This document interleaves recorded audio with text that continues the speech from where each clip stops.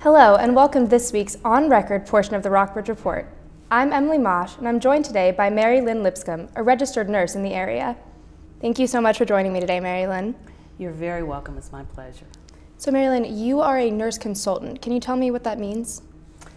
I'm a registered nurse, and as such, I have chosen to have a private practice as a consultant, helping people to discover ways to protect their health, to prevent health problems, to learn about information that may be hard to find in general ways. And so that's been my work for about 12 years now. Okay, and you are affiliated with a concept known as GAPS. Yes. Can you explain what that is? Well, it is an acronym, and GAPS, GAPS, stands for Gut and Psychology Syndrome or Gut and Physiology Syndrome. And what that acronym means is this GAPS syndrome establishes a connection between the health of the gut and the health of the brain and the rest of the body. Okay, and when was this concept developed? Actually, quite recently, in fact. Dr.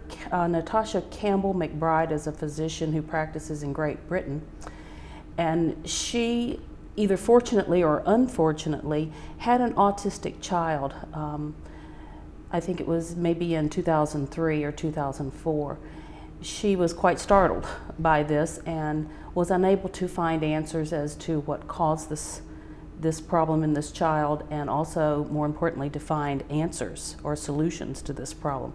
She wasn't accepting of the fact that there was no answer to this problem. So she set about researching the problem and began to put pieces of the puzzle together back in the early 2000s, and began to understand that what was going on with what's known as gut dysbiosis, and this is just an imbalance of the pathogenic microbes and the probiotic or non-pathogenic microbes, was triggering off all manner of problems in this particular child, and as it turns out, many thousands of children and many thousands and perhaps millions of adults, and thus the gut and physiology syndrome. So she set about to understand this problem and to resolve this problem completely. So she now has an 11 or 12-year-old child who is completely cured of autism, which is almost unheard of. And how did she do that? She did that very deliberately with a three-pronged approach. She had to heal the gut lining. She had to seal up any little tears in the gut lining that was allowing toxins through and other bad things through and undigested foods. She had to do that with a very nourishing but limited diet. And she also did that with probiotics, other supplements minimally, and some detoxification with this child to remove the toxins that had escaped into the body because of the damage to the gut. And she resolved this child's problems, and because of that, her practice began to be stormed by parents of autistic children and other children with learning disabilities, people with depression, people with autoimmune problems. It ran the gamut, and she was so overwhelmed by what she had found and by the people who responded to her by wanting to know more about what she had discovered and how to heal their own child or themselves, that she decided to open training and go to the United States, and this just occurred last fall. She trained her first group of professionals in this country last fall in Seattle, Chicago, New York, and Dallas. And so I'm one of those people that took training with her to learn this GAPS protocol and to become a certified GAPS practitioner. And how many patients do you have that you treat with the GAPS protocol? Well, it will vary, because typically what I will do is I will take an assessment, I will do an assessment on a person, give them a very lengthy recommendation and report, and they go away for quite a period of time. They will go back and try to figure out how to do this and implement this protocol, so for weeks and months sometimes before they come back. So I have a range of clients from you know, anywhere 10 at a time up to 40 at a time. And is the protocol mostly the diet that you give them? That is the core, although that's one part of a three-part approach. So the diet is definitely the core. You cannot solve this problem with supplementation. You cannot solve this problem with prescription drugs. You cannot solve this problem with any surgery. It must be healed with food. And when you say this problem, are you referring to specifically autism, or are you referring to... No, I'm referring to gut dysbiosis and what's called a leaky gut. Okay. And of the people that you have treated with GAPS, how many of them are autistic, like Dr. Campbell McBride's son was? Right now, a smaller percentage are autistic because people with autism are just learning about GAPS since it's relatively new. So I would say only a handful autistic. More of the people that I'm helping are those people with severe allergies, with depression, with autoimmune problems like rheumatoid arthritis, like and other metabolic problems like fibromyalgia, chronic fatigue, those kind of things. Okay. And the Wall Street Journal recently ran an article, I don't know if it mentioned GAPS specifically by name, but it did encompass a lot of the ideas that you're speaking about now. Do you think that that means that people are kind of getting turned on to this idea, that it's becoming more widespread? I definitely do, and I was quite excited to learn about that article in the Wall Street Journal because I thought the person who wrote it put together the core of the problem very well, that being the connection between the gut dysbiosis and the leaky gut, and problems in the rest of the body, including the brain. However, I was a little disappointed with the article because it seemed to express the notion that new drugs are coming out all the time that can resolve this, and Dr. Campbell McBride has not found that to be even remotely true. I looked at Dr. Campbell McBride's website, and there was a list of foods that were good for the diet and foods to avoid. Yes. Some of the foods to avoid were very processed foods that kind of made sense to me, and then others were oats and chickpeas. And Yes. Did she research every food individually? Well, she did not research every food individually except those foods that have gluten, which is a protein found in grains. So all grains are out of the diet. And casein, which is a protein found in dairy products.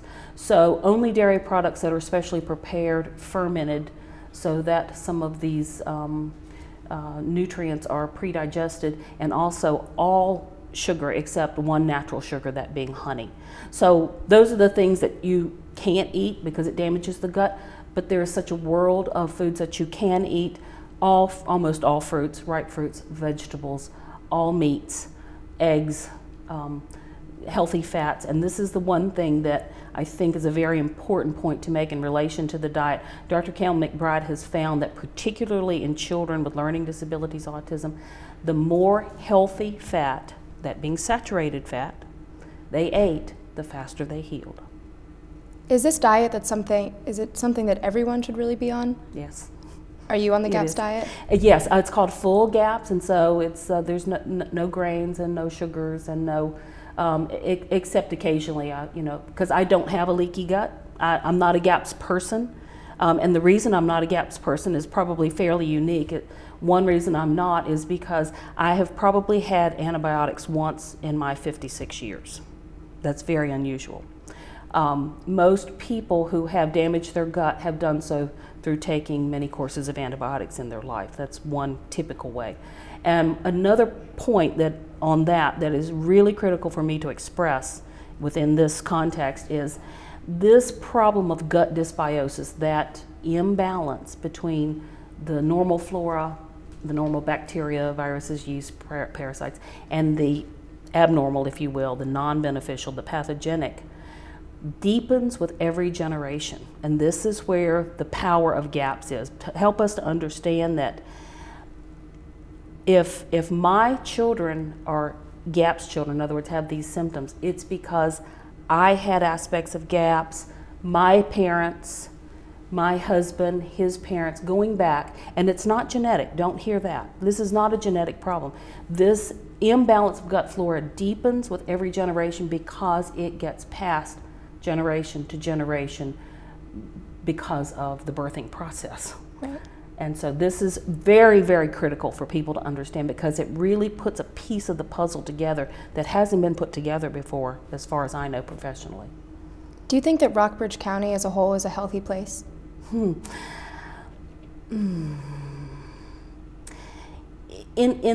terms that it reflects much of the rest of the country, probably not. I don't think we're unique in that sense. We do have a lot of type 2 diabetes in this county. That is not necessarily a GAPS condition, but it's very much helped with the GAPS protocol. We have a good bit of poverty. We have a lot of problem with maternal and child health issues. So I'm not sure that we are that healthy, but I don't think that's very unique either. And is Rockbridge County doing something to combat that? Well, we're currently in a process of doing a community health assessment. The Free Clinic and the Public Health Department are working with other agencies to try to survey the community, find out what the needs are, what the assets are, and try to figure out how we might be able to make this community much healthier. So that's a step in the right direction. And are you bringing GAPS protocol into those discussions? I'm trying to. I'm really trying to get at GAPS through the local food issue. I'm really trying to push local food as an economic base for this county, so that there's prosperity based on local agriculture, and to make local food more accessible, because a person who needs to use the GAPS protocol needs that very healthy, nutrient-dense food, and the best way to get that is through local food. Right. All right, well, Mary Lynn, that's all we have for today, but thank you so much for joining us. I'm delighted. That's all we have on this week's edition of On Record with the Rockbridge Report. I'm Emily Mosh. Thanks for watching.